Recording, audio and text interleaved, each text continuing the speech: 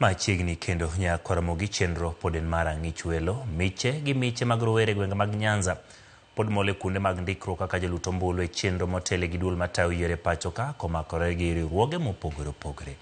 Riwruok ma Kenya Youth Transition Initiative e bwo jagoro mongirore migawo mar rito Laktar Raymond Omolo chwalo chenro makama e kor gwenge ka nyaka sani moyo rowere 3,000 osendikore kaka jalut ombulu. Chenro makama bende chiwo thuolo ne jogo maonge opande yudo opande margi. Kagiloso e kinde mag yudo chenro makama e kor gwenge, rowere lero ni giyudo fuong'ruok ma yudo opande kendo ndikore kaka jalut ombulu. Gino ma giwacho ni biro miyo gi duol mar timo lokruoge madwarore pacho ka.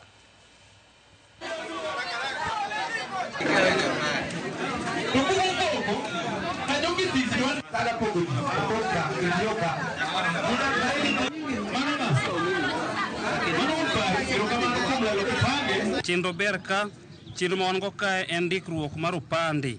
Wantiere ka gi ndikruok mar kura, ng'ata mana osekawo kipande to pok nokawo kura, wandiko ka.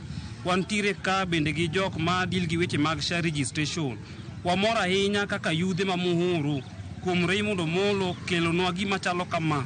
Nikech yudhe mang'eny onge kipande Muhuru ka. Kendo wan gi geno kaka giwuok oko yare nyoro.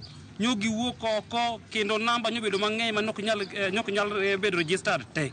Wan gi geno ni opande makoro kawre sani ni dhi kelo lokruok mang'eny e ngima ojende kaachiel gi oganda mathoth mane onge opande ka.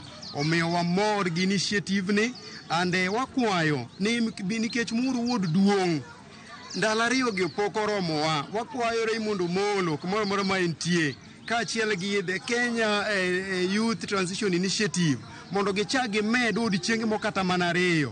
Gini eki utimo maber kuom choponwa godo nyaka dala. To jomoko nitiere ma wach ni ok ochopo kuomgi maber.